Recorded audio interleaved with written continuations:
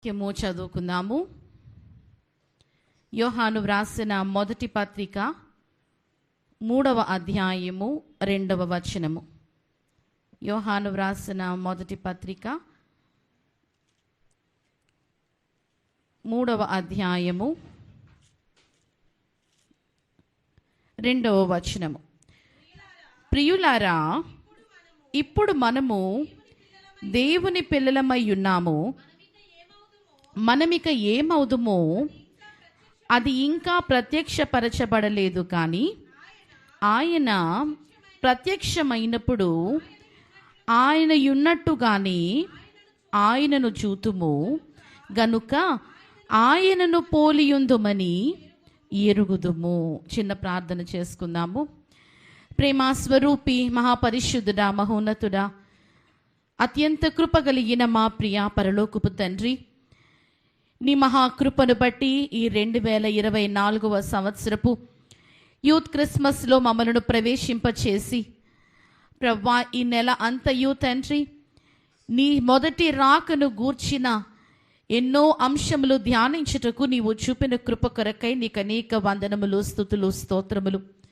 ఈ సమయంలో ప్రవ్వా, ఈ యూత్ క్రిస్మస్లో నీవు మాతో ఏమి మాట్లాడనయ్యున్నావో తండ్రి, దానిని గూర్చి ప్రవ్వా మేము ధ్యానించుటకు తండ్రి మా యొక్క హృదయములను తెరచి ప్రవ్వా నీ వాక్కు కొరకు మేము ఎదురు చూచుచూ ఉండగా నాతోనూ నీ బిడ్డలతోనూ నీవు మాట్లాడమని బ్రతిమలాడుచూ ఉన్నాను. నీ వాక్యము మా పాదములకు దీపము, మా త్రోవకు వెలుగయ్యున్నది కనుక నీవే మాతో మాట్లాడుమని, నీ వాక్శక్తి చేత నన్ను బలపరచుమని, నన్ను మరుగు చేసి నిన్ను నీవు ప్రత్యక్షపరచుకోమని వాక్కుగా ఈ లోకమునకు వచ్చిన చిన్న బాలుడైన యేసుక్రీస్తు పరిశుద్ధ నామమున బ్రతిమలాడి వేడుకొనుచు ఉన్నాను పరమ తండ్రి, ఆమేన్. యేసు బాలుడా, యేసు బాలుడా, ఎంతయు వందనం. యేసు బాలుడా, యేసు బాలుడా, ఎంతయు వందనం. ఓ భాసురా దేవా కుమారా, భక్తి వందనం. ఓ భాసురా దేవా కుమారా, భక్తి వందనం.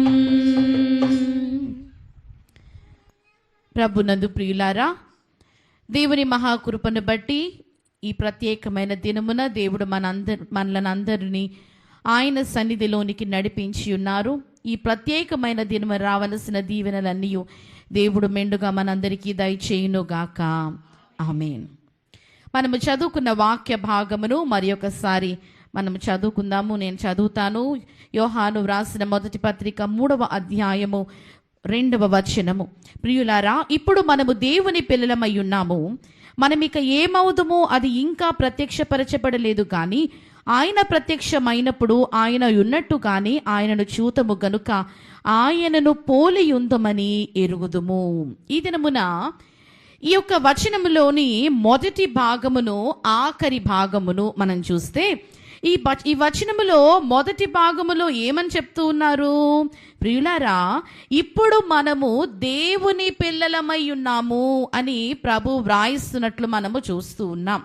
మనము ఎవరము అనగా అందరము దేవుని పిల్లలమే, కానీ కొందరు త్రోవ తప్పి వారికి నచ్చిన దారిలో వెళ్ళిపోయిన వారిగా ఉన్నప్పటికీ, ఎవరైతే ప్రభువును నమ్మి, ఎవరైతే ప్రభువే తన స్వంత రక్షకుడు అని అంగీకరించి, ఎవరైతే ప్రభు యందు విశ్వాసం ఉంచి ఉన్నారో వారందరూ కూడా దేవుని పిల్లలై ఉన్నారు అన్న విషయమును మనము బాగుగా ఎరుగుదుము. గనుక ఇప్పుడు మనము దేవుని పిల్లలమై ఉన్నాము అని పౌలు గారు వ్రాస్తూ, యోహాను గారు వ్రాస్తూ ఆయన ఆఖరును ఏమంటున్నారు? గనుక ఆయనను పోలియుందుమని ఎరుగుదుము. ఈ 2 మాటలు మనము బాగుగా అర్థం చేసుకోగలిగితే, ఇప్పుడు మనము దేవుని పిల్లలము గనుక మనము ఏం చేయాలి అంటున్నారు? మనము దేవుని పిల్లలము గనుక ఆయనను పోలియుందుమని ఎరుగుదుము. క్రైస్తవుల యొక్క భక్తి జీవిత విధానము ఇదే. ఏది అనగా ఆయనని పోలిన వారిగా ఉండాలి అన్నదే క్రైస్తవుల యొక్క బాధ్యత అయి ఉన్నది, లేక క్రైస్తవ జీవితమై ఉన్నది. అనగా క్రీస్తు ఎలాగున ఆయన క్లియర్గా వ్రాయిస్తున్న మాట ఏమిటి అంటే, క్రీస్తు వలె మనము నడిచిపోవాలి అని పౌలు గారు చాలాసార్లు పత్రికల్లో వ్రాయించి ఉన్నారు. నన్ను పోలి నడుచుకొనుడి అన్న మాటను మనము దేవుని వాక్యంలో స్పష్టంగా చూస్తూ ఉంటాం. కనుక మనం జ్ఞాపకం ఉంచుకోవలసినది, అది ఏ కాలమైనా, అది శ్రమల కాలమైనా, లేకపోతే రాకడ గూర్చిన అధ్యయనం చేస్తున్న కాలమైనా, మొదటి రాకడను గూర్చి మనం అధ్యయనం చేస్తున్న కాలమైనా, ఏ కాలములోనైనా మనము బాగుగా జ్ఞాపకం ఉంచుకోవలసిన మాట ఏమిటి అంటే, మనము దేవుని పిల్లలమై ఉన్నాము. We belong to Christ. ఒకవేళ మనము దేవుని పిల్లలమై ఉంటే కనుక తప్పక మనము చేయవలసినది ఏమిటి అంటే, ఆయనను పోలి నడుచుకోవాలి. అనగా ఇప్పుడు తల్లిదండ్రులను పిల్లలు ఎలాగున మాదిరికరంగా తీసుకుంటారో, వాస్తవంగా పిల్లలు ఎవరిని చూసి నేర్చుకుంటారంటే తల్లిదండ్రులను చూచి నేర్చుకుంటారు. అందుకే చాలామంది పిల్లల్ని చూసి మనం ఏమంటాము, సేమ్ వాళ్ళ నాన్నగారు లాగానే చేస్తున్నాడు, వాళ్ళ నాన్నలాగానే మాట్లాడుతున్నాడు, వాళ్ళ అమ్మలాగానే ఉన్నది, వాళ్ళ అమ్మ చేసే పనులే చేసింది, వాళ్ళ అమ్మలా మాట్లాడుతుంది అని మనం అంటూ ఉంటాం. ఎందుకంటే మొదటి నుండి వారు జన్మించినప్పటి నుండి, అందుకే తల్లిదండ్రులను ఏమంటారు, మొదటి గురువులు అంటూ ఉంటారు. వారు స్కూల్కి వెళ్ళి వారు విద్యను నేర్చుకోవడానికంటే ముందు ఎవరిని చూచి నేర్చుకుంటారు అంటే తల్లిదండ్రులను చూచి బిడ్డలు నేర్చుకుంటూ ఉంటారు. అందుకే పెద్ద అయిపోయిన తర్వాత కూడా వారు తల్లిదండ్రులు ఏ పని చేస్తే ఆ పనిని వారు చేస్తూ ఉంటారు. అందుకే ప్రస్తుత కాలంలో తల్లిదండ్రులకు చెప్తూ ఉన్న మాట ఏమిటి అంటే, మీ పిల్లల ముందు చాలా జాగ్రత్తగా మీరు ఉండాలి, ఎందుకంటే మిమ్మల్ని చూచి మీ పిల్లలు నేర్చుకుంటారు. మరి ఇహలోకపు తల్లిదండ్రులను చూచి ఈ లోకపు పిల్లలు నేర్చుకుంటూ ఉంటే, మరి మన తండ్రి ఎవరు? మనము ఎవరి పిల్లలమై ఉన్నాము అంటే, మనము దేవుని పిల్లలమై ఉన్నాము. ఇది మనకి సర్టిఫైడ్ అథారిటీ మనది. ఏంటది? మనము ఎవరము? We belong to Christ. నేను దేవుని బిడ్డనై ఉన్నాను. సాధారణంగా మనుషులందరూ ఏమనుకుంటూ ఉంటారంటే, నేను దేవుని బిడ్డను కనుక మనము పోరాడుతూ ఉంటాము. ఏమని? ప్రభువా, నువ్వు నాకు అది ఇవ్వాలి, నాకు ఇది ఇవ్వాలి, నాకు అది ఆ ప్రార్థన నెరవేరాలి, నా ప్రార్థన నువ్వు ఎందుకు వినట్లేదు అని ప్రభువుతో పోరాడి మన ప్రార్థనను గెలిపించుకోవడానికి ప్రయత్నం చేస్తూ ఉంటాం. ప్రభువు అనుగ్రహించేంత వరకు పోరాడుతూ ఉంటాం. తండ్రితో బిడ్డలు ఎలాగున చనువుగా మాట్లాడుతూ ఉంటారో, తల్లిదండ్రులను ఎలాగున చనువుగా ఇది కావాలి అని అడుగుతూ ఉంటారో, ప్రభువును కూడా మనము చనువుగా అడిగే అవకాశము ప్రభు మనకిచ్చారు.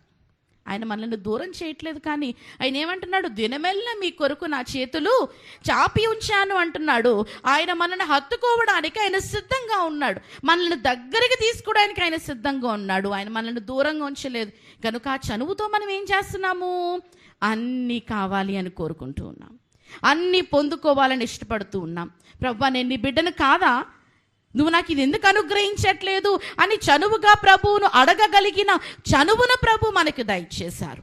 అయితే పొందుకోవడానికి మనము ఇంత చనువుతో మనం అడుగుతూ ఉన్నప్పుడు, ఆ చనువుతోనే ప్రభువు చూపించిన మాదిరిని కూడా మనము నడుచుకోవలసిన వారమని మనము జ్ఞాపకం ఉంచుకోవాలి. అందుకే ఇక్కడ ఏమంటున్నారు? మీరు దేవుని పిల్లలై ఉన్నారు గనుక మీరు చేయవలసిన పని ఏమిటి అంటే, ఆయనను పోలియుందుమని. ఆయన మనల్ని చూడడానికి వస్తాడు. ఎప్పుడు? రెండవ రాకడలో ఆయన మనల్ని తీసుకుని వెళ్ళడానికి వస్తాడు. వచ్చినప్పుడు మనం ఆయనకు ఎలాగున కనపడాలి అంటే, ఆయనను పోలి నడుచుకుంటేనే ఆయనతో కలిసి వెళ్ళగలుగుతాము. కానీ ఆయనను పోలి నడుచుకోలేకపోతే, ఆయనను పోలి మనము కనబడకపోతే ఆయనతో ఎగిరి వెళ్ళలేము అన్న మాటను మనము బాగుగా గ్రహించవలసిన వారమై ఉన్నాం. కనుక మనము ఒక మాట క్లియర్ ఏమిటి అంటే, మనము దేవుని పిల్లలము అయితే మనము ఆయనను పోలి నడుచుకోవాలి. ఇది జ్ఞాపకం ఉంచుకోండి. ఇప్పుడు మనం ఈ దినమున క్రిస్మస్ పండుగను జరిపించుకుంటూ ఉన్నాం. క్రిస్మస్ పండుగ కాలంలో ఎన్నో మాటలు మనము ధ్యానించుకుంటూ ఉంటాం.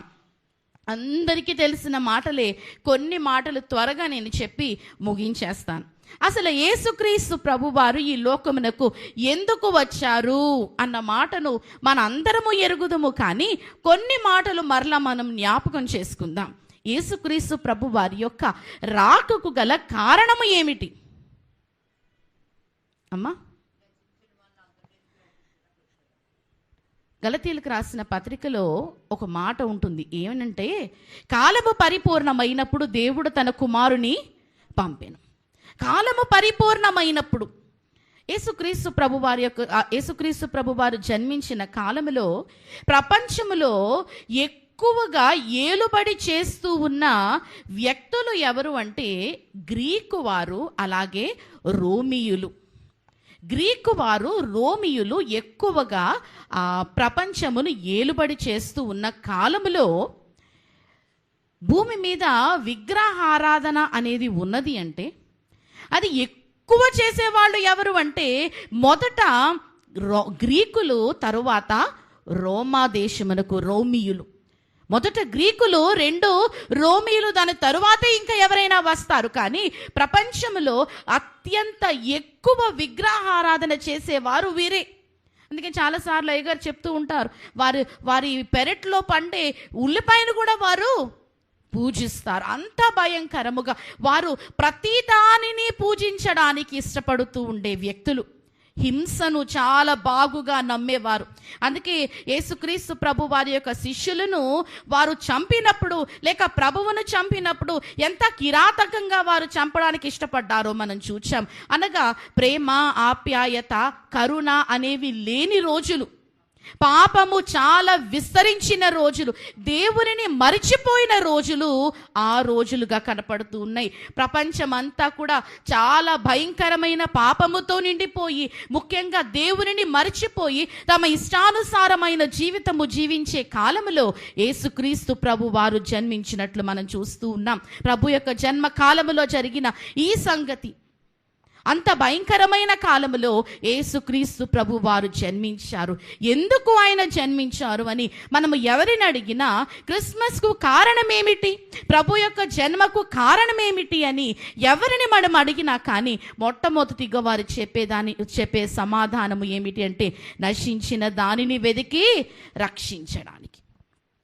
మనం సాధారణంగా ఆలోచన చేస్తే పాడైపోతున్న దానిని బాగు చేయడం సులువేమో, కానీ పాడైపోయిన దానిని బాగు చేయడము చాలా కష్టం. ఈ కాలంలో ప్రపంచాన్ని భయపెట్టే జబ్బు ఏమైనా ఉంది అంటే అది క్యాన్సర్ జబ్బు. కరోనా కొంతకాలం వచ్చింది, వెళ్ళిపోయింది. దానిని అది తెగులుగా మనం భావించి, వ్యాధి అనగానే ప్రపంచమును అత్యంత భయపెడుతున్న వ్యాధి ఏమిటి అంటే క్యాన్సర్. ఎక్కడ చూసినా మనం ఎప్పుడు వినని క్యాన్సర్లు వినిపిస్తూ ఉన్నాయి. శరీరములో ఉన్న ప్రతి అవయవమునకు క్యాన్సర్ అంటూ ఉన్నారు. రకరకముల క్యాన్సర్లు వినిపిస్తూ ఉన్నాయి. చిన్న బిడ్డలకు క్యాన్సర్, పుట్టిన బిడ్డలకు క్యాన్సర్. వయసుతో తారతమ్యం లేకుండా క్యాన్సర్ చాలా విస్తరిస్తూ ఉంది. ఈ క్యాన్సర్ 4 స్టేజెస్గా ఉంది. ఇప్పుడు first stage, second stage, third స్టేజ్లో వెళితే కొంత వైద్య సహకారముతో కొంతకాలం ఆ వ్యక్తిని బ్రతికించొచ్చేమో, కానీ 4th స్టేజ్కి వెళ్ళిపోయిన తర్వాత, ఆఖరి స్టేజ్లో వెళ్ళిపోయిన తర్వాత అప్పుడు గ్రహించుకుని, అప్పుడు ఆ రోగి డాక్టర్ దగ్గరికి వెళ్ళి, అయ్యా నేను కోట్ల కొలది డబ్బులు వెచ్చిస్తాను, ఎన్ని కోట్లైనా నేను ఇస్తాను, నన్ను బాగు చేయండి అంటే ఏ డాక్టర్ అయినా బాగు చేయగలడా? ఏ డబ్బు బాగు చేయలేదు, ఏ పెద్ద హాస్పిటల్ బాగు చేయలేదు, ఏ డాక్టర్ కూడా బాగు చేయలేడు. అవకాశం ఉంటే తప్పకుండా బ్రతికించడానికి ప్రయత్నం చేస్తారు, కానీ ఇక మా చేయి దాటిపోయింది అన్నప్పుడు ఎన్ని కోట్లైనా ఎన్ని డబ్బులైనా ఎవరిని రక్షించలేము. కానీ ప్రభు యొక్క ప్రత్యేకత ఏమిటి? పాపము ఎలాంటిదంటే చెదపురుగు లాంటిది. తెలుసండి మీకు? చెదపురుగులు తెలుసు కదా. ఇప్పుడు 5 వరకు పల్లెటూరులో చెదపురుగులని వినేవాళ్ళు, పట్టణాల్లో అపార్ట్మెంట్లో కూడా చెదపురుగులు వస్తూ ఉన్నాయి. ఎక్కడి నుంచి వచ్చేస్తున్నాయి, ఎలా వస్తున్నాయి? అపార్ట్మెంట్లో 5th ఫ్లోర్లో చెదపురుగులు అంటే అది అసలు మట్టిలో నుంచి వచ్చే ఒక పురుగు. సరే, ఒక పురుగు ఎలా వచ్చిందో వస్తుంది. ఏం చేస్తుంది ఆ పురుగు? తొలిచేస్తుంది, మొత్తం తొలిచేస్తుంది. ఆ చెదపురుగు దానిలో ఉందన్న విషయం లోపల చాలా వరకు పాడైపోయిన తర్వాత కానీ మనకది కనపడదు. లోపల తినేస్తుంది మొత్తం. పాపం కూడా అలాంటిదే. పాపం చేశానని, నేను పాపము చేశానని ఏ నరుడు అనుకోడు. నేను పాపిని అని ఏ నరుడు ఒప్పుకోడు. నువ్వు పాపం చేశావు అంటే ఎవరైనా ఒప్పుకుంటారండి? లేదు. నిజంగా నేను పాపం చేసినా కానీ అది అవసరం బట్టి చేశాను, లేకపోతే నాకు తెలియక చేశాను, నేను కావాలని చేయలేదు అని సాకులు చెప్పి తను తాను కప్పుపుచ్చుకోవాలనుకుంటాడు మానవుడు. కానీ నిజముగా నీవు పాపివి అని ఎవరైనా అన్నా కూడా, లేక దేవుడే అన్నా కూడా, దేవునికి కూడా సాకులు చెప్పడానికి ప్రయత్నం చేస్తాడు మానవుడు. కానీ నేను పాపిని అని మాత్రము ఒప్పుకోడు. కానీ నిజముగా నేను పాపిని అని గ్రహించేసరికి మన పాపం ఏమైపోతుంది? ముదిరిపోతుంది. పాపం ఏమైపోతుంది? ముదిరిపోతుంది. అందుకే పాపము వల్ల వచ్చు జీతము మరణమే. ఇక మన యొక్క ఆఖరి స్థితి ఏమైపోతుంది? మరణ ఛాయల వరకు మనం వెళ్ళిపోతున్నాము. ఇదిగో గోతిలోనికి వెళ్ళిపోయిన వారి వలె మనం ఉన్న స్థితిలో నుండి దేవుడు ఏం చేస్తున్నాడు? పైకి లేవనెత్తడానికి, ఆ చనిపోవలసిన నిన్ను, నీ ఆ మట్టిలో కప్పెట్టేసే స్థితిలోనికి వెళ్ళిపోవలసిన నిన్ను అక్కడ నుండి బ్రతికించడానికి, అక్కడ నుండి నిన్ను లేపి జీవమిచ్చి పరలోకానికి తీసుకుని వెళ్ళడానికి యేసుక్రీస్తు ప్రభు వారు ఈ లోకానికి వచ్చారు.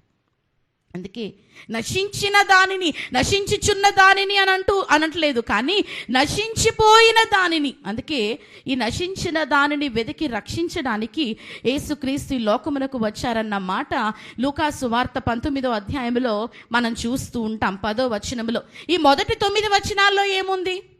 10వ వచనంలో ఈ మాట మనం చూస్తూ ఉంటాం. ఈ మొదటి 9 వచనముల్లో ఏముంది అంటే జక్కయ్యను గూర్చిన కథ ఉంది. జక్కయ్యను గూర్చిన కథ ఉంది. అందరము ఎరుగుదము జక్కయ్యను గూర్చిన కథ. ఎవరు ఈ జక్కయ్య?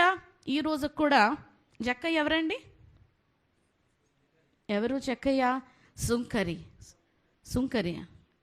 సుంకరి కాదు, ట్యాక్స్ కలెక్టర్, సుంకపు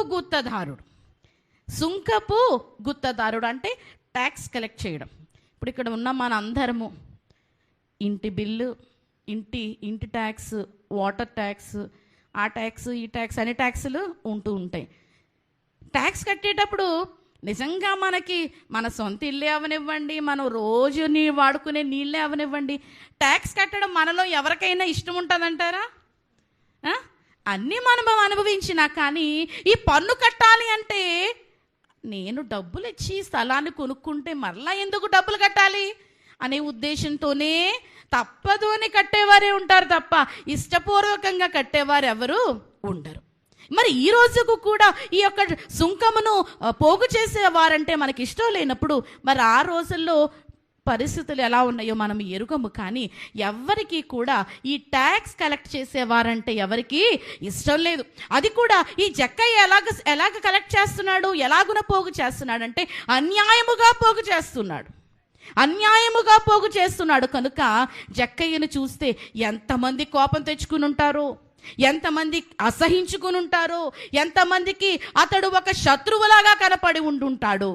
కానీ అతని స్థితి సమాజంలో గొప్పగా సుంకపు గుత్తదారుడు అని అతని దగ్గర చాలా సొమ్ము ఉన్నప్పటికీ మనుష్యులలో అతనికి ప్రేమ లేదు, మనుష్యులలో అతనికి విలువ లేని స్థితిలో ఉన్న జక్కయ్యకట అసలు ఎవరో చూద్దాము యేసు.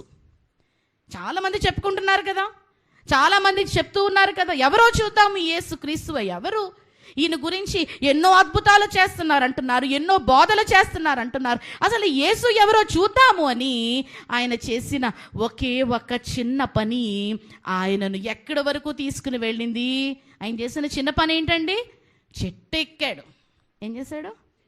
చెట్టు ఎక్కాడు. మనం కూడా ఎవరైనా వెళ్తున్నారనుకోండి, వారితో మనకి పెద్ద పని లేకపోయినా కొన్నిసార్లు ఏమనుకుంటాం, అసలు చూద్దాం, మన ముఖ్యమంత్రి గారంట దగ్గర నుంచి ఎప్పుడు టీవీలోనే చూస్తాం, ఇటువైపు వస్తున్నారు కదా, అసలు చూద్దాము అని ఏదో రకంగా చూస్తూ ఉంటాం, ఏదో రకంగా చూడాలని ప్రయత్నం చేస్తూ ఉంటాం. మరి ఇప్పుడు చూస్తున్నారు లేదో నాకు తెలియదు, కానీ ఇందిరాగాంధీ, రాజీవ్ గాంధీ టైంలో అందరూ వారిని చూడడానికి చాలా ఇష్టపడేవారు, చాలా ఆశపడేవారు. అలాగున ఈ యేసుక్రీస్తు ప్రభు వచ్చారు అని తెలిసి జక్కయ్యట వెళ్ళి ఆ చెట్టు ఎక్కి చూశాడు. ఆ చిన్న ఆశ ఎంత ఉండుంటుంది, 100%లో 10% ఆశతో చూసుంటాడేమో, ఓ 10% ఆశతో చెట్టు ఎక్కాడేమో. ఆ 10% ఆశ కొంచెమే, ఆ ఆశ కొంచెమే. కానీ దేవుడు ఏం చేశాడో తెలుసా? ఆ కొంచెములో నుండి అబ్రహాము కుమారునిగా మార్చి అంత పనిని ఎవరు చేశారండి? యేసు ప్రభు. అనగా ఒక్క అడుగు నీవు ముందుకేయగలిగితే, ఒక్క అడుగు నీవు ముందుకు వేయగలిగితే దేవుడు 10 అడుగులు ముందుకు వేసి నిన్ను పైకి లేవనెత్తగలుగుతాడు. అంత గొప్ప దేవుడు. అందుకే నశించిన దానిని వెతికి రక్షించుటకు. ఇక్కడ మనము గ్రహించినట్లయితే జక్కయ్య త్వరగా దిగుము అని ప్రభు చెప్పిన తర్వాత జక్కయ్య నేను ఈరోజు నీ ఇంట ఉండవలసి ఉన్నదని ప్రభు అంటారు. అనడానికంటే ముందు జక్కయ్య అన్న మాట ఏంటంటే ఒకసారి చూద్దాం. చూడండి, లూకాసు వార్త 19వ అధ్యాయంలో 7వ వచనంలో చూడండి. అందరూ అది చూచి ఈయన పాపి అయిన మనిషిని యొద్ద బస చేయ వెళ్ళెనని చాలా సనుగుకొనిరి. జక్కయ్య నిలువబడి ఇదిగో ప్రభువా, నా ఆస్తిలో సగము బీదలకిచ్చుచున్నాను.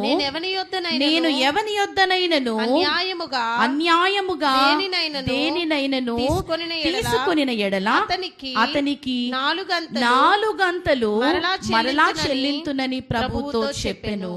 అప్పుడు ప్రభు ఏమంటున్నారు? అందుకు యేసు, ఇతడును అబ్రహాము కుమారుడు. అనగా అబ్రహాము కుమారుడు అని ప్రభువు డిక్లేర్ చేయడానికంటే ముందు జక్కయ్య ఏమంటున్నాడు? ఎప్పుడైతే ప్రభు నేను నీ ఇంటలో ఉండవలసి ఉన్నది అని ప్రభు చెప్పారో వెంటనే జక్కయ్య తన్ను తాను ప్రభు దగ్గర ఒప్పుకుంటున్నాడు. తన హృదయాన్ని మార్చుకుంటున్నాడు. ప్రభువు నువ్వు మారాలి అని చెప్పాడా? కూర్చోబెట్టి బోధ చేశారా? లేకపోతే నువ్వు అందరికీ తిరిగి ఇచ్చేయాలని ప్రభు చెప్పారా? లేదు, నేను నీ ఇంట ఉండవలసి ఉన్నది అన్న మాట జక్కయ్యలో ఎంత మార్పు తీసుకుని వచ్చినదు. నశించిపోయాడు పూర్తిగా. అందరి చేత అసహించుకునే స్థితిలోనికి వెళ్ళిపోయిన జక్కయ్యను దేవుడు ఏం చేస్తూ ఉన్నాడు అంటే, ఆయన తన ఒక్క మాటతో నీ ఇంటికి నేను వస్తున్నాను అని అన్న మాట జక్కయ్యలో ఎంత మార్పును తీసుకుని వచ్చిందో మనం చూస్తూ ఉన్నాం. నేను ఇచ్చేస్తాను ప్రభువా, నాకున్న అన్ని నేను ఇచ్చేస్తాను, నీవు నా ఇంట్లో ఉండడానికంటే గొప్ప భాగ్యం ఏమున్నది అని అన్నీ తిరిగి చేయడానికి సిద్ధపడి ముందే చెప్తున్నాడు. అనగా ప్రభువు బయటకు తన మాటతో ఏం చేయలేదు, కానీ జక్కయ్య అంతరంగములో చేయాల్సిన పని ఎవరు చేసేసారు? ఎవరు చేశారండి? ఎవరు చేశారు? ప్రభువే చేసేసాడు. అందుకే హృదయ అంతరంగములను ఎరిగిన దేవుడు. ఎవరు మాట్లాడగలరు హృదయంతో? ఎవరు మాట్లాడగలరు?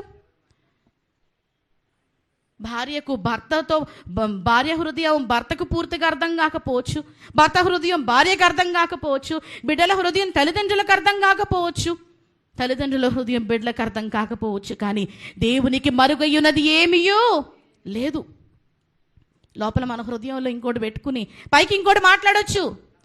నేను చాలా విధేయుడును, నేను చాలా విధేయురాలని మనం చెప్పొచ్చు, కానీ మన హృదయంలో ఇంకోటి ఉండొచ్చు. కానీ దేవునికి అన్నీ తెలుసు, అన్నిటినీ ఎరిగిన దేవుడు. అందుకే ఇప్పుడు జక్కయ్య యొక్క హృదయం లోపలికి ఆయన వెళ్ళి, ఆయన అంతరంగములోనికి వెళ్ళి హృదయాన్నే మార్చేయగలిగిన గొప్ప దేవుడు.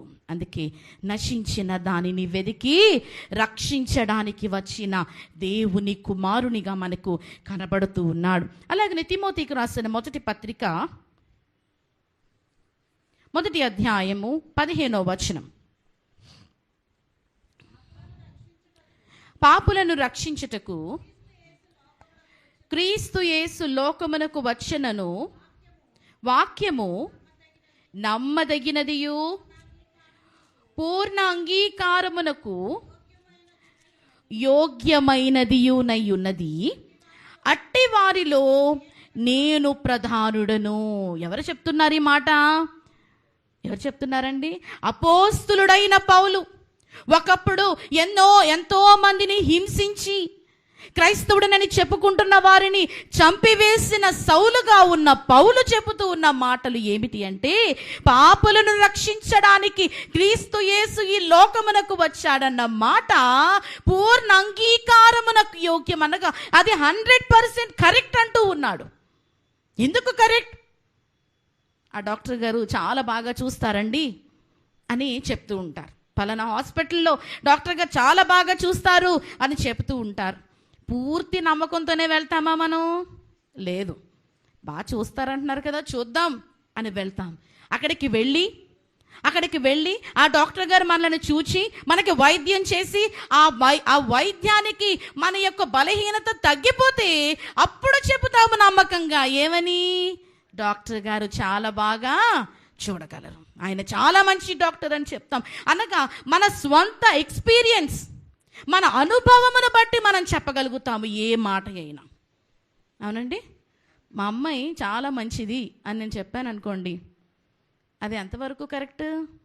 కొంతవరకే కరెక్ట్. ఎందుకంటే నాకు కొంతే తెలుసు. పూర్తిగా తెలిసింది ఎవరికి? దేవునికే. పూర్తిగా తెలిసింది దేవునికే. నేను చాలా మంచిదానండి, నేను అసలు అబద్ధమే చెప్పను అని నేను అన్నాను అనుకోండి, అది కరెక్టా రాంగా? అది నాకు తెలియాలి, దేవునికి తెలియాలి. అంతేనండి, ఎవరికి తెలియకపోవచ్చు. అనుభవము. ఇప్పుడు ఇక్కడ పౌలు గారు అంటూ ఉన్నారు ఏమని? పాపులను రక్షించుటకు క్రీస్తు యేసు ఈ లోకమునకు వచ్చానన్న మాట పూర్ణ అంగీకారమునకు యోగ్యం అనగా ఇది 100% కరెక్ట్. ఎందుకు కరెక్టో తెలుసా? అట్టి వారిలో ప్రధానుడను నేను. అంటే నేను ఎంత పాపిని, ఎన్ని పాపములు చేశాను, క్రీస్తు అనే పేరు వినపడితేనే చంపివేశానే. తరిమి క్రైస్తవులు ఎక్కడున్నారో వెతికి చంపేశాను. నాకున్న జ్ఞానముతో ఎంతో విద్యను ఆయన నేర్చుకున్నారు. ఆ కాలంలో పిహెచ్డి పోస్ట్ గ్రాడ్యుయేషన్ చేశారట పౌలు గారు.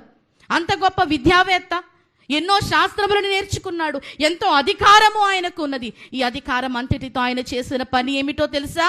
క్రైస్తవులను చంపివేయడం, క్రీస్తు అనే పేరు లేకుండా చేయడమే ఆయన చేసిన పని. కానీ ఇప్పుడు ఏమంటూ ఉన్నారు?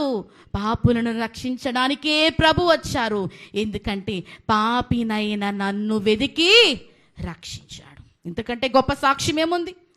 శిష్యులందరికంటే ఎక్కువ పని ఆయన చేయగలిగాడు. 2 ఖండముల్లో తిరిగాడు. ఆయన అనుభవించని శిక్ష లేదు, ఆయన అనుభవించని వేదన లేదు, బాధ లేదు. అంతగా కొట్టబడ్డాడు, చెరసాలలో ఉంచబడ్డాడు. ఆయన చాలా విపులముగా ఆయన అనుభవించిన శ్రమలన్నిటిని గూర్చి వ్రాసారు.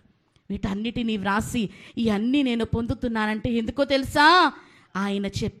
ఆయన కనపడి నాతో మాట్లాడిన ఒకే ఒక మాట. సుదీర్ఘమైన ప్రసంగం ఆయన చేయలేదు. దమస్కు క్రైస్తవులను చంపేయడానికి నేను వెళుతూ ఉంటే ప్రభు మాట్లాడిన ఒకటే ఒక మాట, సౌలా సౌలా నీవేళ నన్ను హింసించుచున్నావు. ఎంత ప్రేమ కనపడిందో ఆ మాటలో, ఎంత కరుణ కనపడిందో ఆ మాటలో. ఆ ఒక్క మాటతో సౌలు కాస్త పౌలుగా మారిపోయాడు. ఎన్నో శ్రమలు అనుభవించాడు. ప్రధాన పాపినైన నన్ను కనికరించడానికి, రక్షించడానికే యేసుక్రీస్తు ప్రభువు ఈ లోకమునకు వచ్చాడని ఆయన సాక్ష్యమిస్తూ తన జీవితం అంతా ప్రేమను గూర్చి, ఈ పత్రికల్లో మనం చూస్తే పౌలు గారు దేని గురించి ఎక్కువ ఆయన నొక్కి వక్కాణించి చెప్పారు అంటే ప్రేమను గూర్చి చెప్పారు. ప్రేమ లేని వాడనైతే నేను వ్యర్థుడను అంటున్నాడు. ప్రేమ కలిగి ఉండటకు ప్రయాసపడుము అంటున్నాడు. కనుక పాపులను రక్షించుటకు క్రీస్తు యేసు ఈ లోకమునకు వచ్చనన్న మాట సత్యమైనది. రెండవదిగా మనం చూస్తే ఎందుకు ప్రభు ఈ లోకమునకు రావలసి ఉన్నది అంటే తండ్రిని ఈ లోకమునకు బయలుపరచడానికి వచ్చాడు. ఆదికాండం 3వ అధ్యాయం, ఆదికాండం 3వ అధ్యాయము 15వ వచనం. మరియు నీకును స్త్రీకిని నీ సంతానమునకును ఆమె సంతానమునకును వైరము కలుగజేసేదను. చాలండి. ఏమంటున్నారు? మరియు నీకును స్త్రీకిని నీ సంతానమునకును ఆయన సంతానమునకును వైరము కలుగజేసేదను అని మానవునితో దేవుడు పలికిన మాట ఇది. అక్కడ తెగిపోయింది. ఆదికాండము 3వ అధ్యాయం 15వ వచనములో తండ్రితో సంబంధము తెగిపోయింది. మానవులకు తెగిపోయిన సంబంధమును మరలా తిరిగి కలపడానికి, మరలా తండ్రితో అనుసంధానము చేయడానికి యేసుక్రీస్తు ప్రభువు ఈ లోకమునకు వచ్చినట్లుగా మనం చూస్తూ ఉన్నాం. మరలా మన యొక్క తుది గమ్యము ఏది అమ్మా? మన గమ్యం ఏది? క్రైస్తవుని యొక్క గమ్యం ఏది అమ్మా? పరలోక రాజ్యము. పరలోక రాజ్యమే మన యొక్క గమ్యము. తండ్రితో ఎగిరి వెళ్ళడమే మన యొక్క గమ్యము. ఆయన మరలా ఈ లోకమునకు వస్తాడు యేసుక్రీస్తు ప్రభువుగా. మనల్ని కొనిపోయి ఎక్కడికి తీసుకుని వెళతాడు? తండ్రి కుడి పార్శ్వమునకు మనము వెళ్ళిపోవాలి. అది మన గమ్యం. దేని కొరకు ప్రయాసపడుతున్నాం ఈ లోకంలో? క్రైస్తవ జీవితం సులువైంది కాదు. క్రైస్తవ జీవితము ముళ్ళబాటయే, అంత సులువైనది కాదు. ఆ సులువైంది కాదు కాబట్టే దాన్ని జయించలేకే వాళ్ళు చాలామంది రాలేకపోయారు. జయించగలిగినందువల్ల మీరు రాగలిగారు. ఊరికనే వచ్చేసారా ఇక్కడ? అందరికీ రాత్రి నిన్న ప్రతిరోజు అలసిపోతూ ఉన్నారు, చాలా ప్రయాస. ఎవరికి పని లేదా, ఉద్యోగాలు లేవా అంటే అన్నీ ఉన్నాయి. ఇదొక్కటే కాదండి, క్రైస్తవ జీవితం ఒక పోరాటమే. లోకముతో పోరాటం, లోకంతో స్నేహం, దేవునితో వైరం. దాన్ని తిరిగేసి చెప్తే దేవునితో స్నేహం, లోకంతో వైరం. అంటే దేవునితో స్నేహం కానీ ఉండాలి అంటే ఈ లోకంతో ఎలా ఉండాలి? వైరం కలిగి ఉండాలంటే భేదము కలిగి ఉండాలి, లోకమునకు దూరంగా ఉండాలి. కనుక ఇప్పుడు మన యొక్క తుది గమ్యము, క్రైస్తవుని యొక్క తుది గమ్యము ఏమిటి అంటే పరలోక రాజ్యము. పరలోక రాజ్యములోనికి మనము చేరుకోవాలి. తండ్రి కుడి పార్శ్వమున మనం కూర్చుండాలి. మన కొరకు సిద్ధపరిచిన ఆ యొక్క మహాపట్టణములోనికి మనం వెళ్ళాలి. తండ్రితో కలిసి 7 ఏండ్ల మహావిందులో పాల్గొవాలి. ఇదేనంటారా మన యొక్క గమ్యం? ఇదేనా మన ఆశ? ఇప్పుడు ఈ ఆశ నెరవేరాలి అంటే ఆ తండ్రితో మానవునికి ఉన్న సంబంధాన్ని మరలా కుదర్చాలి. ఆ తెగిపోయిన సంబంధమును సరిచేయగలగాలి. ఆ తెగిపోయిన తాడును మరలా కట్టి ముడివేస్తేనే అది గట్టిగా ఉంటుంది. అవునండి. ఇప్పుడు ఈ ముడివేయడంలో ఇప్పుడు తాడు తెగిపోయింది, అది మరలా కలపాలంటే ఏం చేస్తాం? ముడేస్తాం. అవునండి. ముడేలా వేస్తాము? లూజ్గా వేస్తామా? ఒక ముడేస్తే ఆగదండి అంటే 2 ముళ్ళు, 3 ముళ్ళు, 4 ముళ్ళు వేసి గట్టిగా లాగుతాం. అటు ఇటు గట్టిగా లాగితే అప్పుడు ఆ ముడి గట్టి పడుతుంది కదండి. ఇప్పుడు ఈ తాడు ఆ తాడు గట్టిగా బలంగా ఉండాలి, కలిసి ఉండాలంటే దాన్ని కలిపేది ఏంటి? ఈ యొక్క ముడి. ఇప్పుడు ఈ ముడి వేస్తాం చూసారా, ఆ ముడిలో ఎంత నలిగిపోతుందో ఆ ముడి మనకు ఆలోచన చేయాలి. అవునండి. ఇప్పుడు ఈ ముడి వేసినప్పుడు ఆ ముడి ఎంత నలిగిపోతుంది? దానిలో ఉన్న సన్నగా ఉన్న దారాలన్నీ కూడా ఏమవుతున్నాయి? నలపబడుతున్నాయి. బిగించినప్పుడు గట్టిగా అది నలపబడుతూ ఉన్నాయి. కొన్నిసార్లు లోపలే కొన్ని తెగిపోతూ ఉన్నాయి. ఇప్పుడు తండ్రితో మానవుని కలిపి ఒక సంబంధం ఏర్పాటు చేయడానికి యేసుక్రీస్తు ప్రభువారు ఈ లోకమునకు వచ్చి ఈ ముడి వేసినప్పుడు ఎలాగున దారాలన్నీ నలిగిపోతూ ఉన్నాయో ప్రభు మన కొరకు అలాగున నలిగిపోయిన వానిగా మార్చబడ్డాడు. కడకు ఆయన యొక్క ఉద్దేశం ఏమిటి అంటే తండ్రితో మానవుని యొక్క సంబంధమును కలపాలి అనేది ఆయన యొక్క ఉద్దేశము. కనుకనే ఆయన ఈ లోకమునకు వచ్చినట్లు మనం చూస్తున్నాను. యోహాను సువార్త 17వ అధ్యాయం.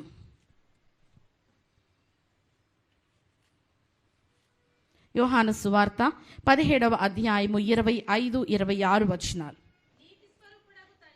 నీతి స్వరూపుడగు తండ్రి, లోకము నిన్ను ఎరుగలేదు, నేను నిన్ను ఎరుగుదును. నీవు నన్ను పంపితివని వీరెరిగి ఉన్నారు. నీవు నాయందు ఉంచిన ప్రేమ వారి యందు ఉండునట్లును నేను వారి యందు ఉండునట్లును వారికి నీ నామమును తెలియజేసి తిని ఇంకను తెలియచేసేదనని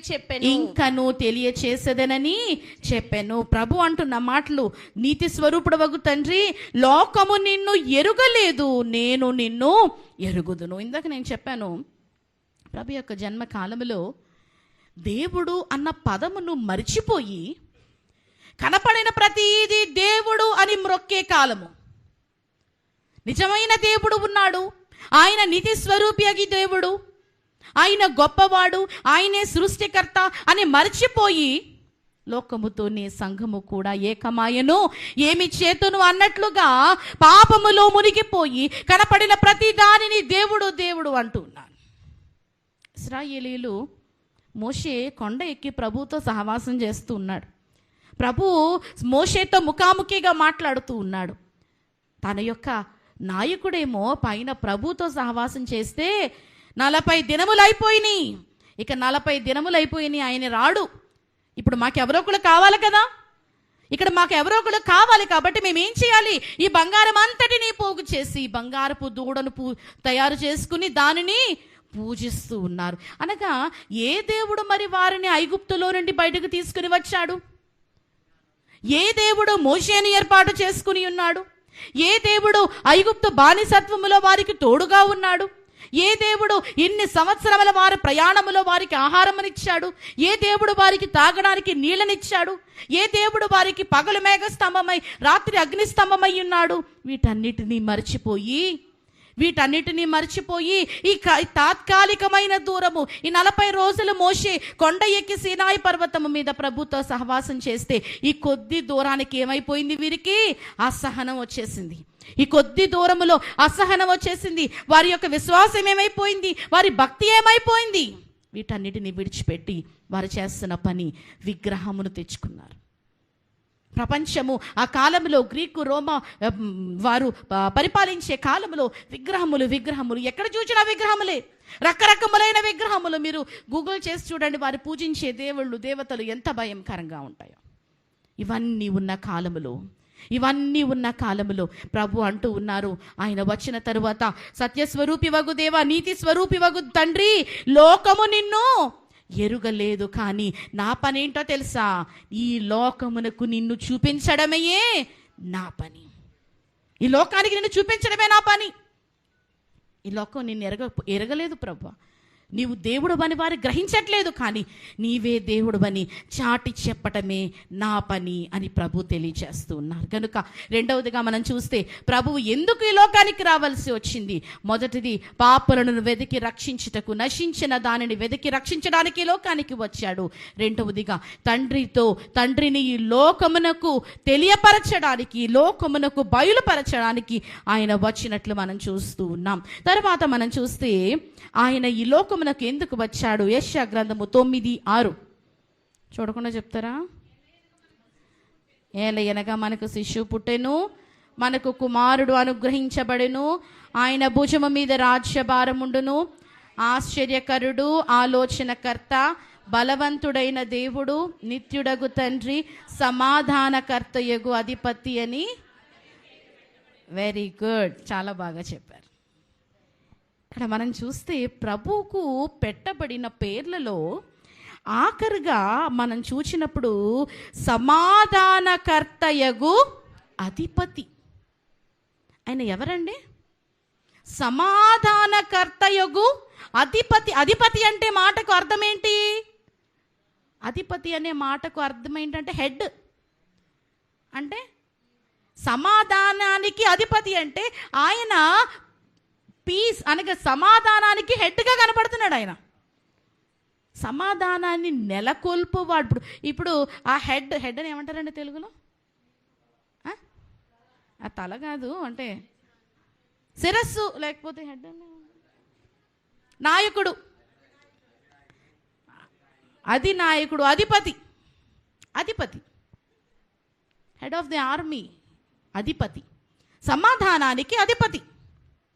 ఇప్పుడు అధిపతి ఏది చెబితే అదే జరుగుతుంది, అవునండి? సమాధానానికి అధిపతి అధిపతి అంటే ఏంటి? ఒక సైన్యాధిపతి ఉన్నాడు. ఇప్పుడు ఆ సైన్యాధిపతి ఏది చెప్తే సైన్యం అదే చేస్తుందా, లేకపోతే నాకు నచ్చినట్టు చేస్తానంటదా? అమ్మా, అధిపతి పోరాడమంటే పోరాడుతుంది సైన్యం, ఆగిపోమంటే ఆగిపోతుంది. కొన్నిసార్లు ఎదుటివారు పోరాడుతూ ఉన్నా కూడా, ఎదుటివారు ఆ క్షిపణులో లేకపోతే ఆ బాంబులో విసురుతూ ఉన్న ఎదురు ఉన్న సైన్యం వారు కామ్గా ఉండిపోతారు. ఎందుకంటే వారు దాక్కుంటారు. అవసరమైనప్పుడు దాక్కోవాలి, అవసరమైనప్పుడు పోరాడాలి. నాకు నచ్చినప్పుడు వారు విసురుతున్నారు కదా అన్న ఇష్టానుసారంగా పోరాడేస్తానంటే కుదరదు. దానికి కూడా ఒక పద్ధతి ఉంటుంది. ఎటువైపు నుంచి వెళ్ళి పోరాడాలో, అందుకే వ్యూహిత సైన్య సమభీకర రూపిణి అగు ఈమె ఎవరు అంటున్నారు. వ్యూహము లేని సైన్యము సరిగా పని చేయలేదు గనుక వ్యూహముతోనే సైన్యము పని చేస్తుంది. ఇక్కడ ప్రభు ఎలా కనపడుతున్నాడంటే సమాధానానికి అధిపతిగా ఆయన కనపడుతూ ఉన్నాడు. అనగా సమాధానాన్ని నెలకొల్పువానిగా ఆయన మనకు కనపడుతూ ఉన్నాడు. అసలు సమాధానము అంటే ఏంటో చెప్పండి అమ్మా. సమాధానం అంటే ఏంటి?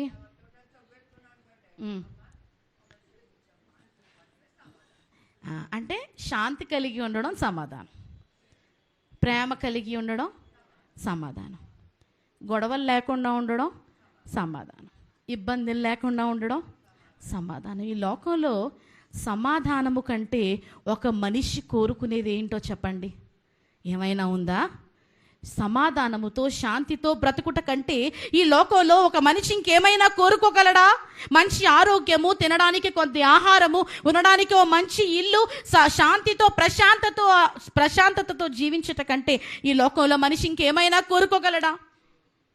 ఆస్తి ఐశ్వర్యాలు, పెద్ద పెద్ద మేడలు, మిద్దెలు ఇవన్నీ ఉండి సమాధానము లేకుండా ఒక మనిషి ఉండట కంటే ఏమీ లేకపోయినా పీస్ ఆఫ్ మైండ్తో ఉండడం ప్రశాంతత.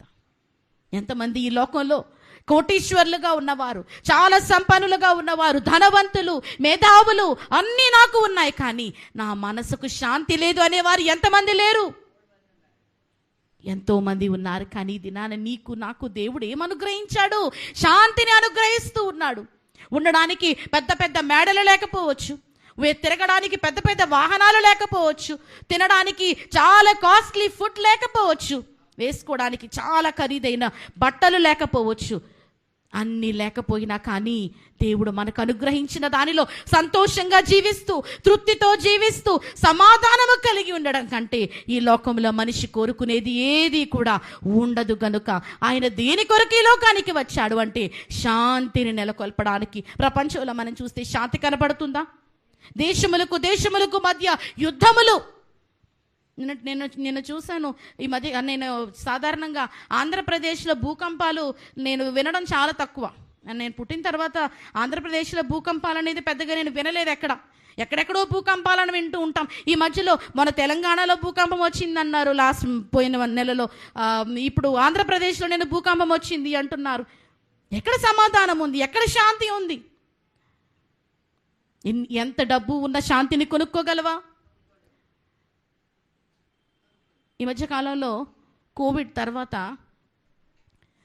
సైకాలజిస్టులకి, సైక్రియాట్రిస్టులకి చాలా డిమాండ్ పెరిగిపోయింది. ప్రతి చోట, ప్రతి స్కూల్లో 2-3 క్లాసులు, ఫస్ట్ సెకండ్ థర్డ్ క్లాస్కి ఒక సైకాలజిస్ట్, థర్డ్ ఫోర్త్ ఫిఫ్త్ క్లాస్కి ఓ 2-3 క్లాసులకి ఒక సైకాలజిస్ట్, కాలేజీల్లో ఒక సైకాలజిస్టులు, ఆఫీసుల్లో సైకాలజిస్టులు, ప్రతి చోట సైకాలజిస్టులు, సైక్రియాట్రిస్టులు. వీరికి డిమాండ్ చాలా ఎక్కువైపోయింది. చాలా డబ్బులు ఇచ్చి వారిని పెట్టుకుంటూ ఉన్నారు. వీరు చేసే పని ఏంటి? ఏం చేస్తారు? వీరి పని ఏంటి అంటే, నువ్వు టెన్షన్ పడుతున్నావా? నువ్వు టెన్షన్ పడకు, ఇది బాగానే ఉంటుంది అని సర్ది చెప్తారు చూసారా? అది వారు చేసే పని. వారికి మనశ్శాంతిని కలిగే రీతిలో వారితో మంచిగా మాట్లాడి, నువ్వు టెన్షన్ పడకు, నీ పని అవుతుంది, లేకపోతే నువ్వు ఇలా చేస్తే నువ్వు శాంతితో ఉంటావు అని చెప్పడమే వారి పని. ఎందుకు వీరికి ఇంత డిమాండ్ పెరిగిపోయింది అంటే, మానవునికి లేనిది ఏమిటి ఈ కాలంలో? శాంతి లేదు. విద్యలో శాంతి లేదు, ఉద్యోగంలో శాంతి లేదు, కుటుంబాల్లో శాంతి లేదు, దేశాల మధ్యలో శాంతి లేదు.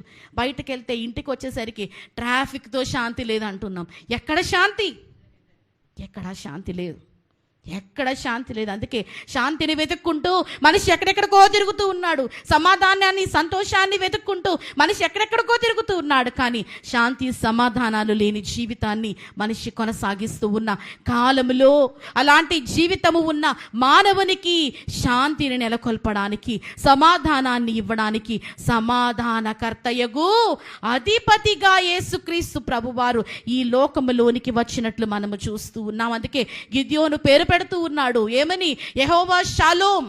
యూదులు ఈరోజు కూడా ఒకరిని ఒకరు కలిసినప్పుడు మనం మరణాత అని ఎలాగున సలాముగా వాడుతూ ఉన్నాము. లేక కొన్ని సంఘములు ప్రైజ్ ది లార్డ్ అంటారు, కొన్ని సంఘములు వందనాలు అని అంటూ ఉన్నారు. అలాగనే యూదులు షలోమ్ అంటూ ఉంటారు. అంటే ఏంటి?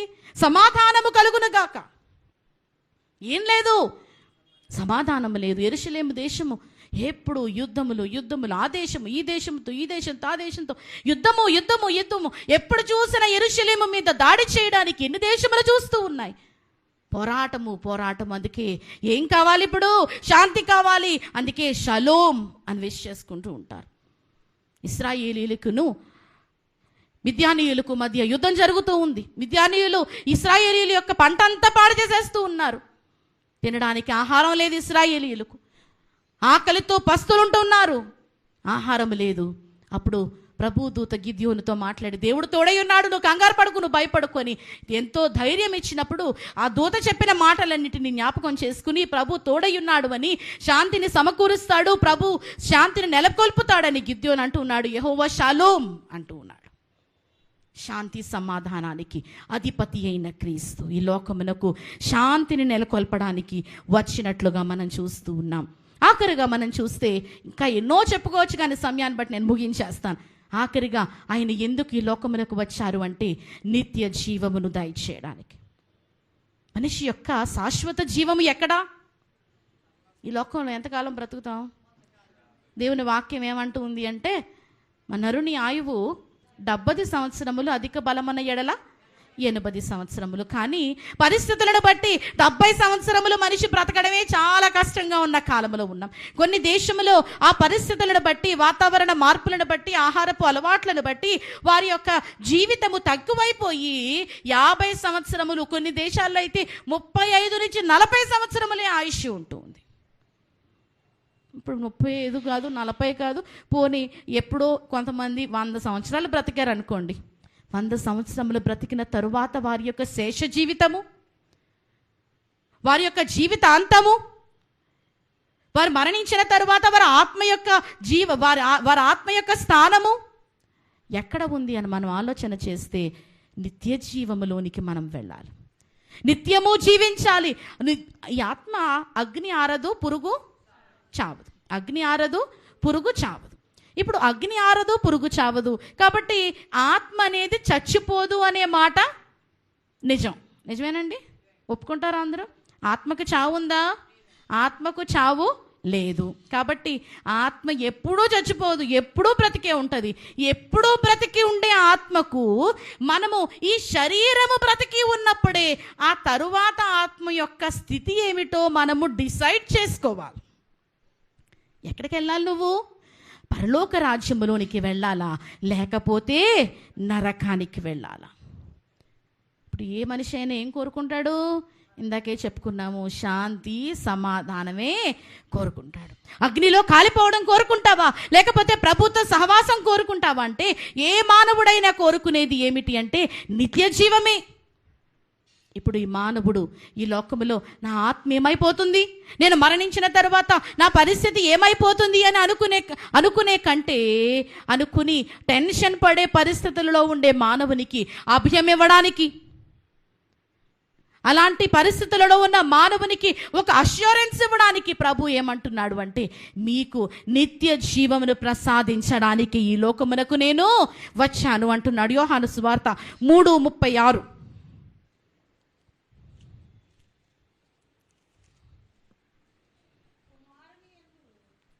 కుమారుని యందు విశ్వాసముంచువాడే నిత్య జీవము గలవాడు, కుమారునికి విధేయుడు కానివాడు జీవము చూడడు గాని దేవుని ఉగ్రత వాని మీద నిలిచియుండును. కుమారుని యందు విశ్వాసముంచువాడే నిత్య జీవము గలవాడు. ఎవరైతే యేసుక్రీస్తు ప్రభు వారిని నమ్మి ఆయన యందు విశ్వాసం ఉంచుతారో, ఎవరైతే ఆయనను నమ్ముతారో ఆ వారికి దేవుడు ఏమనుగ్రహిస్తానంటున్నాడు? నిత్య జీవము. It is only through Christ you can reach eternal life. నిత్య జీవమును పొందుకోవాలంటే యేసుక్రీస్తే మార్గం. అందుకే ఆయన అంటున్నాడు, నేనే మార్గము, నేనే సత్యము, నేనే జీవము అని ప్రకటిస్తూ ఉన్నాడు. ఆయన ద్వారా తప్ప ఎవడును తండ్రి యొద్దకు ఎక్కిపోలేడు, తండ్రి యొద్దకు చేరుకోలేడు. కనుక నీవు నిత్య జీవములోనికి వెళ్ళాలి అంటే, నీ ఆత్మ నిత్యానందములో ఉండాలి అంటే నీవు ఎవరిని నమ్మాలి? క్రీస్తుని నమ్మాలి. క్రీస్తులోనికి నువ్వు రావాలి, క్రీస్తు మార్గమును అనుసరించాలి. ఆ మార్గమును నీకు చూపించడానికే యేసుక్రీస్తు ప్రభువారు ఈ లోకమునకు వచ్చినట్లు మనం చూస్తూ ఉన్నాం. అదే పుస్తకంలో 17వ అధ్యాయము 3వ వచనములో మనం చూస్తే, అద్వితీయ సత్యదేవుడు అయిన నిన్నును నీవు పంపిన యేసుక్రీస్తును ఎరుగుటయే నిత్య జీవము. యేసుక్రీస్తును ఎరుగుటయే, సత్యదేవుని ఎరుగుటయే నిత్య జీవము. కనుక నిత్య జీవములోనికి మనం వెళ్ళాలని ఆశపడితే ఆయనను నమ్మాలి. ఆ మార్గమును మనకు చూపించడానికే ఆయన ఈ లోకమునకు వచ్చినట్లు మనము చూస్తూ ఉన్నాం. అయితే ముగింపులోనికి నేను వస్తూ, ఈరోజు యూత్ క్రిస్మస్, యవనస్తులు ప్రత్యేకంగా ఆ భారమంతా ఒక కార్యక్రమము వారు చేయాలి అంటే ఎలాగున చేయాలి అనే భారమును వారు తీసుకుంటూ క్రిస్మస్ పండుగను జరిపించుకోవాలి అని ఆశతో వారు చేస్తూ ఉన్న పండుగ ఇది.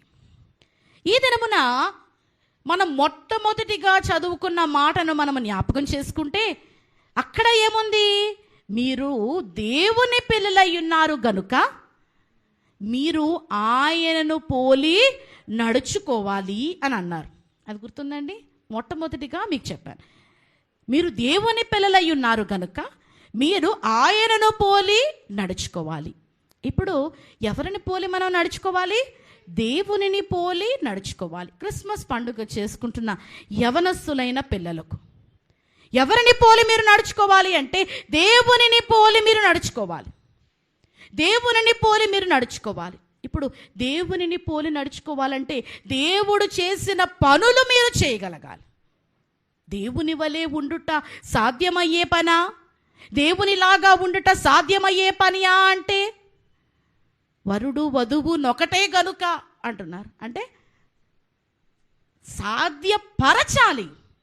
సాధ్యమయ్యే పనియా అంటే లోకములో జీవించుచున్న మానవులకు అది అసాధ్యంగా కనపడవచ్చును, కానీ దేవుడేమంటున్నాడు? అది అసాధ్యమైతే కాదు. ఎందుకంటే ఆయనే చెప్తూ ఉన్నాడు కదా, మీరు నా దగ్గరకు వస్తే నేనే మిమ్మల్ని నడిపిస్తానంటున్నాడు, నేనే మీకు నేర్పిస్తానంటున్నాడు, మీరు నా వలే నడవాలి అని అంటూ ఉన్నాడు. కనుక ప్రభువు చేసిన, అనగా ఆయన ఎంత పరిశుద్ధుడు, ఆయన చేసిన గొప్ప కార్యాలు, ఆయన చేసిన అద్భుతాలు చేయడం అసాధ్యము, కానీ ఆయన వలే నడుచుకోవాలి, ఆయనను పోలి నడుచుకోవాలి. ఇందాక మనము చెప్పుకున్న మాటల్లో ఒక్కొక్కటి ధ్యానిస్తే ఆయన దేని కొరకు వచ్చాడు? పాపులను, నశించిన దానిని వెదికి రక్షించడానికి ఆయన ఈ లోకానికి వచ్చాడు. యవనస్తులైన మీరు చేయవలసిన పని, దేవుని నామమును బట్టి, మీ తల్లిదండ్రులను బట్టియో, లేకపోతే మీరు ప్రభువును ఎరుగుటను బట్టియో, మీరు విశ్వాసం ఉంచుటను బట్టియో, మారు మనస్సును పొందుటను బట్టియో మీరు రక్షణ మార్గములోనికి మీరు వచ్చారు. యేసుక్రీస్తు ప్రభువే నిజమైన దేవుడని మీరు నమ్ముతూ ఉన్నారు. ప్రభువే మోక్షానికి మార్గమని మీరు నమ్ముతూ ఉన్నారు. కనుక మీరు ఎలాగునైతే ప్రభు మార్గములోనికి వచ్చారో, ప్రభువును పోలి నడుచుకునే మీరు చేయవలసిన పని ఏమిటి? మొట్టమొదటిగా పాపులను ప్రభు యొద్దకు చేర్చుట. ప్రభు దగ్గరికి పాపులను, అనగా ఎవరైతే ప్రభువును ఎరుగని వారిగా ఉన్నారో, ప్రభువును గూర్చి తెలియని వారు ఎవరు ఉన్నారో వారిని ప్రభు యొద్దకు నడిపించాలి. మీ సాక్ష్యమును బట్టియో, మీ అనుభవాలను బట్టియో, ఏమియో చెప్పకపోతే దేవుని వాక్యమును చదువుటను బట్టియో మీరు మొట్టమొదటిగా ప్రభువును పోలి నడుచుకోవలసిన విషయము ఏమిటి అంటే, ప్రభువు దగ్గరకు మీరు మీ స్నేహితులనో లేక మీరు తెలిసిన వారినో ప్రభువు దగ్గరికి మీరు నడిపించాలి. రెండవదిగా ఇక్కడ ప్రభు చేసిన పని, తండ్రిని బయలుపరచడానికి ఈ లోకానికి వచ్చాడు. మొట్టమొదటిగా ప్రభు దగ్గరికి తీసుకుని రావాలి. రెండవదిగా ప్రభువును బయలుపరచాలి. ఎలా బయలుపరుస్తాడు? మీరు ఎలా బయలుపరచగలుగుతారు ప్రభువును ఇతరులకు? ఎలాగున బయలుపరచగలరు అంటే మీ జీవితమును మాదిరిగా చూపించి బయలుపరచగలగాలి. ఎవరిని చూసి నేర్చుకుంటారు? సాధారణంగా ఫ్రెండ్స్ ఎలా మాట్లాడతారు అంటే, ఏమన్నా మనం చెప్పామనుకోండి, ముందు నువ్వు చేయరా తర్వాత నాకు చెప్పుదు కానీ అంటారు. అవునండి, సాధారణంగా స్నేహితులు మాట్లాడే మాట ఇది. కానీ నీవు ప్రభువును బయలుపరచగలగాలి. ప్రభువు దగ్గరికి నువ్వు చర్చికి రా, నువ్వు దేవుని సన్నిధికి రా అని తీసుకొస్తే సరిపోదు. కానీ వారికి ప్రభువును బయలుపరచగలగాలి అంటే ఎలాగున బయలుపరచగలము? మన జీవితమును బట్టి మనం బయలుపరచగలగాలి. యవ్వన కాలంలో ప్రభు వలె నడుచుకోవడం అనేది చాలా చాలా కష్టం. లోకంలో రకరకములైన ఒత్తిళ్ళు, రకరకములైన తాకిళ్ళు, రకరకములైన అట్రాక్షన్స్ ఉన్న ఈ వయసులో ప్రభువు వలె నడుచుకోవడము, ఇతరులకు మాదిరి ఉంచి చూపించడము అనేది చాలా కష్టమైన పని. కానీ మనము జ్ఞాపకం ఉంచుకోవలసిన మాట ఏమిటి అంటే, క్రిస్మస్ కాలములో మనం చూస్తే మరియమ్మ గారిని చూస్తున్నాం, యోసేపు గారిని మనం చూస్తున్నాం, యేసుక్రీస్తు ప్రభు వారిని మనం చూస్తూ ఉన్నాం. యవన కాలములో ఉన్న మరియను ప్రభు కోరుకున్నాడు. రాత్రి అయ్యగారు చెప్పారు మరియమ్మ గారి గురించి.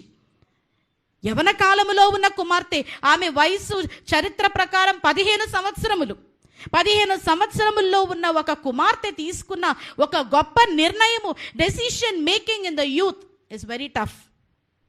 ఒక నిర్ణయం తీసుకుంటారు చాలా నిర్ణయాలు, కానీ ఆ నిర్ణయం మీద నిలవబడము యవనస్తులకు చాలా కష్టమైన పనియే. కానీ మరియమ్మ గారు, యోసేపు గారు వారి యొక్క నిర్ణయం మీద నిలబడ్డారు. దేవుడు కోరుకున్నది కూడా ఎవరిని? సుమియోను గారు ఉన్నారు మందిరంలో, లేకపోతే అన్నా ప్రవక్త్రి గారు ఉన్నారు, లేకపోతే జకరియా ఎలిజబెత్ గారు ఉన్నారు. జకరియా ఎలిజబెత్ గారిని ప్రభు కోరుకుని వారి గర్భంలో నుంచి రావచ్చు కదా, కానీ కాదు. ప్రభు ఎవరిని కోరుకున్నాడు? యవనస్తులైన దంపతులను కోరుకున్నాడు.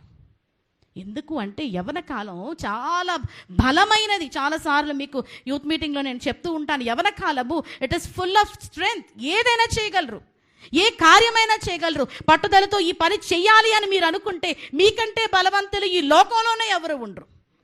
అందుకే యవన కాలములో ఉన్న ప్రభు ఎన్ని కార్యాలు చేశాడు?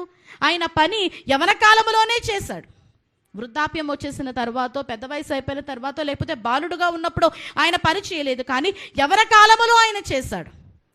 యవన కాలము చాలా ప్రశస్తమైనది, బలముతో నిండినది. చిన్నపిల్లలకు ఇమ్మెచ్యూర్గా ఉంటుంది మైండ్. కొంచెం పెద్దవారైపోయిన మిడిల్ ఏజ్కి వచ్చేసాక బాధ్యతలతో నిండిపోయి ఉంటుంది మైండ్. బట్ ఫ్రీ మైండ్తో, తక్కువ ప్రెషర్స్తో, ఎక్కువ బలముతో, స్ట్రాంగ్ విల్తో ఉండే ఒక కాలము ఈ యవన కాలం. కనుక ఈ యవన కాలములో మీరు ప్రభువు వలె నడిచి ఇతరులకు మాదిరికరముగా మీరు చూపించాలి. అప్పుడు మీరు ప్రభువును ఇతరులకు బయలుపరచగలుగుతారు. మాటలను బట్టి కొందరు మారతారు, కొందరు మారకపోతారు, కానీ నీ జీవితమునే ఉదాహరణగా ప్రభువును మనం చూచామండి? లేదు. ఆయన ఎలా నడిచాడో, ఎలా జీవించాడో చూచి మనం నేర్చుకుని దానిని బట్టి మనం జీవిస్తూ ఉన్నాం. కనుక మీ జీవితమే మాదిరికరంగా ఉండాలి. మూడవది, సమాధానాన్ని నెలకొల్పడానికి ఆయన ఈ లోకానికి వచ్చాడు. ప్రపంచమంతా వెదికేది దేని కొరకు? సమాధానం కొరకు.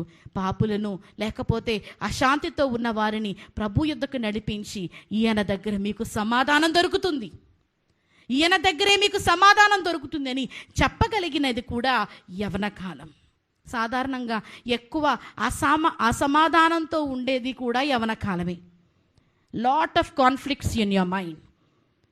బుర్రలో రకరకములైన ఆలోచనలు, రకరకములైన ఒత్తిళ్ళు. ఇదా నేను ఇలా చేశాను, అది ఎందుకు జరగలేదు, అలా చేశాను, ఇది ఎందుకు జరగలేదు, ప్రభుని అడిగాను, ప్రభు ఎందుకు దయచేయలేదు, నేను ఇది అడిగితే ప్రభు అది ఎందుకు ఇచ్చాడు, మా అమ్మ ఇలా అంటుంది, మా నాన్న ఇలా అంటున్నాడు, బయట ఫ్రెండ్స్ ఇలా అంటున్నారు, వీటన్నిటి మధ్యలో నేను నలిగిపోతున్నాను. రకరకములైన కాన్ఫ్లిక్ట్స్. మీకే సమాధానం ఉండదు యవన కాలంలో. కానీ క్రైస్తవ బిడ్డలకు క్రీస్తును ఎరిగిన వారికి శాంతి కావాలి. శాంతిని ప్రభు దయచేస్తాడు. ముందు మీరు శాంతితో ఉండండి. ఆలోచన చేయండి ఒకసారి, ఎంతవరకు శాంతిని కలిగి ఉంటున్నారు? బయటికి నా అంత శాంతిపరుడు ఈ లోకంలో ఉండడం అన్నట్టు కనిపించొచ్చేమో, కానీ టెస్ట్ యువర్ మైండ్. మీ హృదయాన్ని, మీ తలంపులను, ఆలోచనలను ఒకసారి పరిశీలన చేసుకోండి. ఎన్ని కాన్ఫ్లిక్ట్స్ ఉన్నాయో మీ మైండ్లో, ఎన్ని ఆలోచనలు మీ హృదయాన్ని, మీ తలంపులను ప్రెషర్ చేస్తూ ఉన్నాయో. శాంతి సమాధానానికి అధిపతి అయిన ప్రభువు నువ్వు కలిగి ఉంటే నీవు శాంతితో ఉండగలవు, ఇతరులను శాంతి మార్గములో నడిపించగలవు. నువ్వు ప్రశాంతంగా ఉంటేనే కదా. ఎందుకు నీకు కోపం వస్తుంది అని ఇతరులకు మనం చెప్పాలంటే ముందు మనం కోపం తగ్గించుకోవాలి కదండి, అవునా కదా? అవును. ముందు మనం శాంతితో ఉండాలి, ముందు మన మైండ్ ఫ్రీగా ఉండాలి. రకరకములైన ఒత్తిళ్ళు కాదు. మొన్న ఎవరో కొంతమంది పిల్లలకి చెప్పాను, ఏది వాళ్ళు వీళ్ళు ఇది అది ఏం వినొద్దు, అసలు ఏ మాటలు వినొద్దు, ఈ వాక్యము ఏం చెబితే అదే వినండి. Too many cooks spoil the బ్రాత్ అనే ఒక ప్రొవర్బ్ ఉంది. ఎక్కువ మంది కలిసి వంట చేస్తే ఏమవుతుందండి? ఏమైపోద్ది? ఒక చేతి మీద వెళ్ళిపోవాలి. ఎంతమంది అయినా ఉండనివ్వండి సహకరించడానికి, కానీ ఒక చేతి మీద వెళ్ళిపోవాలి. ఇదే మన మాదిరి, ఇదే మన యొక్క స్కేల్, ఇదే మన కొలమానము. సొంత ఆలోచనలు, మన ఊహలు, మన తలంపులు ఏమీ పనికిరావు. ఇతరులు చెప్పే మాటలు కాదు, బైబిలే నీ కొలమానము. ఏ మాటలైనా ఏది అయినా బైబిల్తో సరితూగుతుందో లేదో చూసుకోండి. బైబిల్తో సరిపోతేనే దానిని అనుసరించండి. కానీ వ్యక్తిగత అభిప్రాయాలు, వ్యక్తిగత ఆలోచనలు మీకొద్దు. ఇవన్నీ మీ యొక్క మనస్సును, మీ హృదయాన్ని చెదరగొట్టేవే కానీ, శాంతి లేకుండా చేసేవే కానీ, శాంతిని నెలకొల్పేవి కాదు, దేవునిలో బలపరిచేవి కాదు. గనుక శాంతి సమాధానానికి అధిపతి అయిన ప్రభువును హత్తుకోండి. ఆఖరిగా నిత్య జీవము వైపు మీ హృదయాన్ని నడిపించుకోవాలి. ఇతరులను సైతము నిత్య జీవములోనికి నడిపించడానికి ప్రయాసపడవలసిన వయసు కూడా యవన కాలమే. ఎందుకంటే మీరు నిజంగా కరెక్ట్గా ఉండి, దేవుని మార్గంలో మీరు ఉండి, మాదిరికరమైన జీవితము కలిగి ఉండి, ఇతరులకు ఈలాగున నడవండి అని చెబితే తప్పక వారు నడుస్తారు. ఎందుకంటే మీ జీవితాన్ని చూస్తారు కదా, ఎంత అందంగా ఉంటుందో మీ జీవితము, ఎంత ఆనందంగా ఉంటుందో మీ జీవితము, ఎంత ప్రశాంతంగా ఉందో మీ జీవితము, శారీరకంగా, మానసికంగా, లేకపోతే కెరియర్ పరంగా, ఎడ్యుకేషన్ పరంగా ఎంత వర్ధిల్లుతారో ప్రపంచమంతా చూస్తుంది. కనుక మీ మాటలు ఫాలో అవ్వడానికి you will be an inspiration to mini. చాలా మోటివేషనల్ స్పీచెస్ మనం చూస్తూ ఉంటాం, మోటివేషనల్ స్పీకర్స్ చెప్పే వింటూ ఉంటాం. కానీ అందరికీ మించిన motivational speaker is a lord.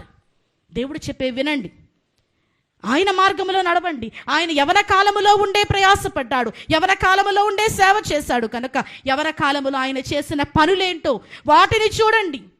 ప్రభు వల్లే జీవించడానికి ప్రయాసపడండి. ఒకవేళ మరలా ముందు మనం చెప్పుకున్న మాటలోనికి మనం వెళితే, మీరు దేవుని పిల్లలైతే ఆయనను పోలి మీరు నడుచుకోవాలి. If you are not walking in his ways, అనగా ఆయన మార్గములో మీరు నడవకపోతే మీరు దేవుని పిల్లలు కారు అనే మాటను కూడా జ్ఞాపకం ఉంచుకోండి. ఈ యూత్ క్రిస్మస్ చేసుకుంటున్న యవనస్సులైన వారికి, దీనిలో ఏకీభవించిన పెద్దలైన వారందరికీ కూడా ప్రభు యొక్క మార్గములో నడుద్దాము. ఆయన ఉంచిన మాదిరిలో మనము నడిచిపోదాము. అట్టి భాగ్యము దేవుడు మనందరికీ దయచేయును గాక. ఆమేన్. తండ్రి, ఇంతవరకు మాతో మాట్లాడినందుకు నీకు వందనములు. యవన కాలమందు ఎంతో శక్తిని నీవిచ్చావు ప్రభువా. యవనులైన మరియమ్మను, యవనుడైన యోసేపును నీవు కోరుకున్నావు. వారి ద్వారా ఈ లోకమునకు అవసరమైన గొప్ప రక్షణ భాగ్యమును అనుగ్రహించు నీవు ఈ లోకమునకు వచ్చావు ప్రభువా. నీవు యవన కాలములో ఎంత ప్రయాసపడ్డావు తండ్రి.